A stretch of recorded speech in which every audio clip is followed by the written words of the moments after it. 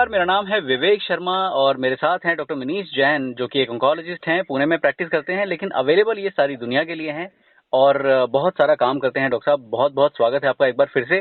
धन्यवाद विवेक। डॉक्टर साहब, last episode में हमने बात करी थी कि हेड एंड नेक कैंसर क्या होता है, कैसे बचा जा सकता है उनसे, और आज हम चाहेंगे कि आप हमें थोड़ा मार्गदर्शन दीजिए कि उसका ट्रीटमेंट क्या होता है और प्रोग्नोसिस क्या होता है। और हम इस प्रश्न के साथ शुरुआत कर सकते हैं कि जो यूजुअल ट्रीटमेंट ऑप्शंस होते हैं, लाइक जैसा कि आपने बताया कि कीमोथेरेपी होते हैं, टारगेटेड थेरेपी होते हैं और भी बड़े सारे ट्रीटमेंट होते हैं, तो उसके बारे में थोड़ा हमें विस्तार में बताइए डॉक्टर साहब।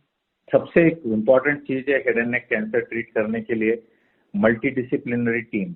ये कोई एक आदमी का खेल नहीं है या कोई अकेला उसको नहीं कर सकता है। तो ये पूरा टीम वर्क होता है। जैसे इसमें मेडिकल ऑन्कोलॉजिस्ट आ गए, रेडिएशन ऑन्कोलॉजिस्ट आ गए, सर्जिकल ऑन्कोलॉजिस्ट है, फिर इसमें प्लास्टिक सर्जन होते हैं जो कि चेहरा यदि कटता है तो उसमें जो ग्राफ्टिंग करनी पड़ती है, क्योंकि ये लाइव ग्राफ्टिंग होती है। आप स्किन उठाते हो, बोन उठाते हो कहीं और से, तो उसकी छोटी छोटी वेसल्स को आपको रिकंस्ट्रक्ट करना पड़ता है। सिर्फ गैप फिलिंग नहीं होता है, वो लाइव होते हैं, तो उसमें ब्लड जाना जरूरी होता है। तो ये काफी स्पेशलाइज्ड सर्जरीज होती है। फिर इसमें मैक्सिलोफेशियल प्रोस्टोडेंटिस्ट होते हैं। जैसे कि आपका यदि साइनस कट रहा है, यदि ऊपर के हिस्से के दांत कट रहे हैं, तो वो हिस्से को फिर से रिकंस्ट्रक्ट करने के लिए स्पेशल डेंटिस्ट होते हैं। ईएनटी लोग होते हैं जो पिछले हिस्से में नाक और जैसे पीछे का हिस्सा नेजोफेरिंजियल या उनको ट्रैकेस्टोमी की जरूरत पड़ती है, तो ईएनटी के लोगों के काम पड़ता है। फिर इसमें आते हैं स्पेशल नर्सेस, फिजिकल थेरेपिस्ट जो कि आपकी एक्सरसाइज लेंगे, स्पीच थेरेपिस्ट होते हैं, ऑडियोलॉजिस्ट होते हैं, साइकोलॉजिस्ट होते हैं, साइकियाट्रिस्ट होते हैं, सोशल वर्कर्स होते हैं, न्यूट्रिशनिस्ट होते हैं। ये सब लोगों की एक टीम होती है, ये कोई अकेले का काम नहीं है। तो ये हमको बहुत समझना जरूरी है कि बिना team work head and neck cancer को ट्रीट करना आसान नहीं होता है। और अकेले हाथ से ताली बजाओगे तो अच्छी बजेगी नहीं, लेकिन सब मिलके बजाओगे तो बहुत अच्छी बजेगी। तो ये एक बहुत इंपॉर्टेंट एस्पेक्ट होता है, इसीलिए सबसे पहले टीम होना जरूरी है। दूसरा एस्पेक्ट है कि जैसे कि कैसे ट्रीट किया जाता है हेड एंड नेक कैंसर। यदि आपने 25-30% लोगों में जो हम जल्दी कैंसर डिटेक्ट कर रहे हैं, तो उसमें आपको ऑपरेशन करके निकाल देना है। आसपास के जो भी हिस्से होते हैं उसको पूरा डिजीज फ्री एरिया को उठाना पड़ता है। यानी आप सिर्फ शेव ऑफ करके ट्यूमर को नहीं उठाते हो, बल्कि उसके आसपास के जो नॉर्मल टिश्यू का भी थोड़ा हिस्सा उसके साथ में उठाते हो, ताकि आपकी मार्जिन क्लीन आए। सबसे पहले तो डॉक्टर ने ये बताना है पेशेंट को कि क्या सर्जरी होने वाली है, उससे क्या आपका चेहरे में क्या बदल आने वाला है। तो ये एक शेयर्ड डिसीजन मेकिंग होती है।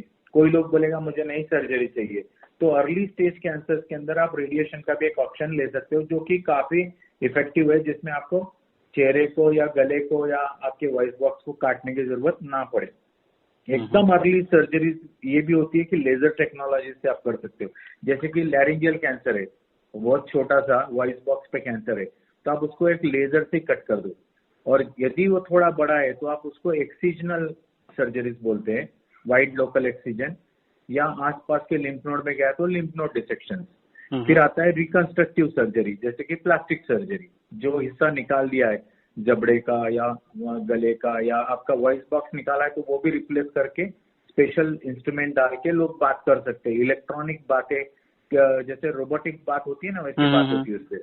अमेजिंग। वो थोड़ा वो रोबोटिक स्टाइल में, क्योंकि वो इलेक्ट्रॉनिक वो होता है उसमें वॉइस बॉक्स, तो वो डालने से उस तरह से। तो सर्जरी जो होती है ना, ये थोड़ी सी लोग डरते भी है और इससे थोड़े साइड इफेक्ट आ भी सकते हैं, जैसे गला स्टीफ हो जाना, या आपको स्वॉलोइंग में दिक्कत होना, या आपका थायराइड ही कट गया तो थायराइड डिस्फंक्शन या थायराइड कम हो जाना शरीर में, या किसी किसी को सांस नलिका पे ट्यूब डालनी पड़ती है, जैसे उसको ट्रैकेस्टोमी बोलते हैं। फिर दूसरी टाइप की ट्रीटमेंट होती है रेडिएशन। जैसे मैंने बताया, अर्ली स्टेज कैंसर में आप सर्जरी यदि कोई नहीं ले पा रहे तो उनको external beam radiation, IMRT, 3D CTRT, proton therapy, इस तरह से, या इम्प्लांट्स कर सकते हो, रेडिएशन इम्प्लांट्स, लेकिन वो कम होते हैं। ज्यादा करके IMRT यूज होती है ये पेशेंट्स में ट्रीट करने के लिए। इसमें एक महत्वपूर्ण बात होती है कि आपकी डेंटल हेल्थ अच्छी होनी चाहिए, नहीं तो टूथ डिके काफी होता है रेडिएशन के बाद। तो डेंटिस्ट से मिलके पहले पूरा मुंह ठीक से देख लेना जरूरी होता है। फिर यदि आपने रेडिएशन लेते वक्त में पूरा वन टाइम में ट्रीटमेंट खत्म करना है बिना रुके। यदि आपको खाने में दिक्कत हो रही है तो ट्यूब डाल के खाइए, लेकिन ट्रीटमेंट में ब्रेक मत आने दीजिए। और आपका यदि थायराइड भी रेडिएट हो रहा है तो थायराइड को चेक करते रहिए, क्योंकि ये 6 महीने से 2 साल के करीब अंतर में हाइपोथायराइड होने के चांस होते हैं। वो तुरंत नहीं होते, वो बाद में होते हैं, इसीलिए उसके ऊपर ध्यान देना जरूरी होता है। जो तीसरा इम्पोर्टेंट चीज होता है वो कीमोथेरेपी, लेकिन वो एडवांस स्टेजेस में यूज होता है। जैसे कि आपका यदि स्टेज 3-4 कैंसर है तो आपको कीमोथेरेपी या तो पहले लेना है, फिर बीमारी छोटा करना है जिसको इंडक्शन कीमो बोलते हैं, या रेडिएशन के साथ लेना है जिसको बोलते हैं कीमो रेडिएशन, या सर्जरी करने के बाद में कीमोथेरेपी और रेडिएशन लेना है। तो इस तरह से होता है ये लोकली एडवांस स्टेजेस में। उसके अलावा यदि आपका बीमारी पलट गया है कि सर्जरी लेके या रेडिएशन लेके या कीमो रेडिएशन लेके, तो उस टाइप की ट्रीटमेंट्स में आपको टारगेटेड ट्रीटमेंट्स भी अवेलेबल है, जो कि हम स्पेसिफिक जीन्स, प्रोटीन्स या टिश्यू एनवायरनमेंट को टारगेट करते हैं। कीमोथेरेपी तो हमको पता ही है कि वो जो भी फास्ट ग्रोइंग सेल्स होते हैं उसको वो मारती है, और इसी के कारण उसमें थोड़े साइड इफेक्ट्स होते हैं और लोग काफी डरते हैं कीमोथेरेपी को।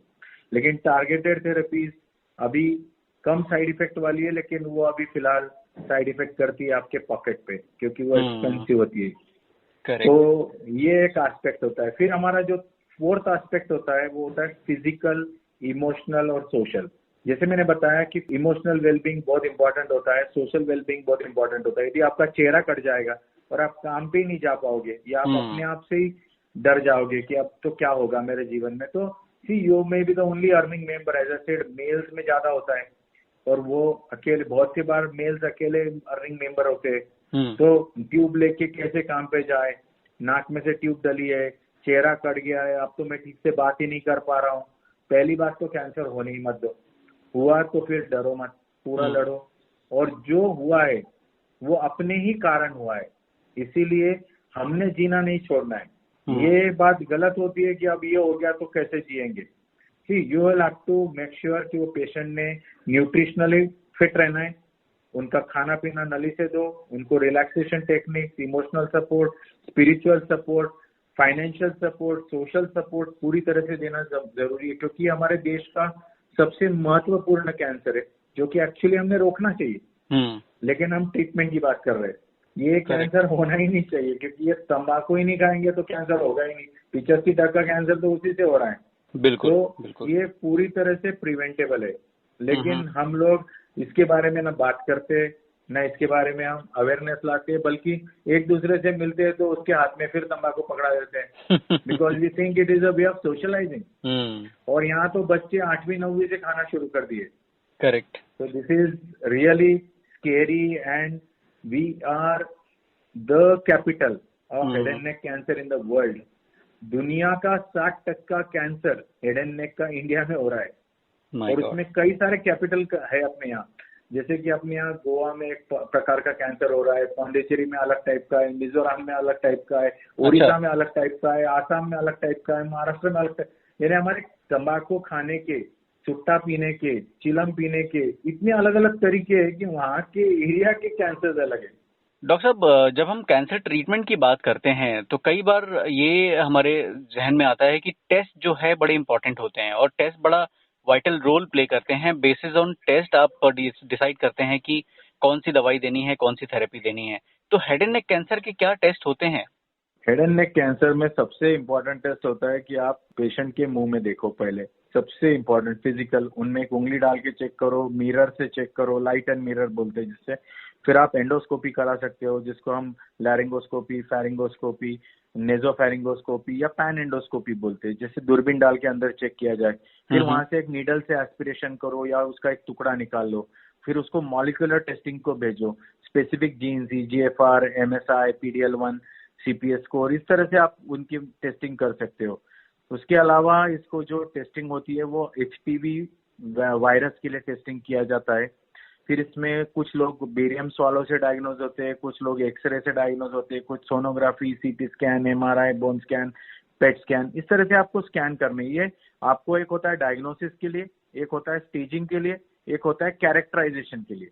आप कैरेक्टराइजेशन जब करते हो ट्यूमर का, वो एडवांस स्टेजेस में करते हो। जैसे कि आपको EGFR टारगेट यूज करने हैं तो उसके लिए आप देख सकते हो, मतलब दवाई या थेरेपी देने के लिए।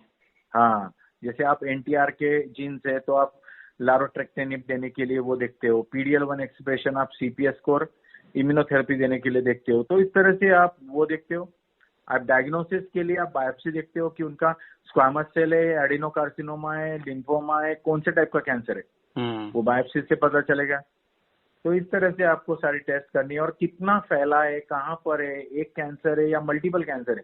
बहुत सी बार इसको फील्ड कैंसराइजेशन बोला जाता है, जैसे कि आपका जो पूरा हिस्सा है, नाक, मुंह, गला और लंग, ये आप स्मोक कर रहे हो तो आप पूरी तरह स्मोक भेज रहे हो, तो ये पूरे खेत में कहीं पे भी कैंसर आ सकता है। दो भी आ सकते हैं, कभी कभी दो कैंसर भी एक साथ होते हैं और कभी कभी 10% लोगों में कैंसर फैला हुआ भी होता है। तो ये सब स्टेजिंग करना जरूरी होता है। डॉक्टर साहब, आपने बताया कि जो हेड एंड नेक कैंसर है ये काफी हद तक प्रिवेंटेबल है, और जब हम प्रिवेंशन की बात करते हैं या अर्ली डिटेक्शन की बात करते हैं तो स्क्रीनिंग बड़ा महत्वपूर्ण टूल होता है। तो इसकी स्क्रीनिंग संभव है क्या? मतलब इतने बड़े देश में जहाँ पे इतना प्रबल ये कैंसर है, स्क्रीनिंग पॉसिबल है क्या? और अगर पॉसिबल है तो क्या कर सकते हैं हम? स्क्रीनिंग पूरी तरह से पॉसिबल है, क्योंकि इसमें कोई पैसा ही नहीं लग रहा है। आपको पेशेंट के सिम्टम्स देखने हैं, आपके उसके मुंह में देखना है, आपको एक टॉर्च चाहिए, एक मिरर चाहिए, आपको कोई स्कैन तो करना है नहीं। आपको उसके यदि गले को हाथ लगाना है, उसके मुंह में देखना है, इसको क्या पैसा लगता है? आपको लगता है इच्छा शक्ति। आपको आपके पास में ऑलरेडी जो वर्कर्स है, हेल्थ वर्कर्स, आप उन्हीं से, आप अपने हॉस्पिटल में डॉक्टर से ये करवा सकते हो। डॉक्टर साहब, बड़ी खूबसूरती से बड़ी बेहतरीन इन्फॉर्मेशन आपने दी है, जो कि कम समय में ज्यादा समझने लायक है। एंड अगर आप हमें सुन रहे हैं कैंसर की बात डॉक्टर मनीष जैन के साथ पे, तो आप हमें कांटेक्ट कर सकते हैं अगर आपके दिल में कोई शक है या कुछ आप गाइडेंस लेना चाहते हैं, मार्गदर्शन लेना चाहते हैं डॉक्टर मनीष जैन से, जो कि अवेलेबल हैं पूरी दुनिया के लिए।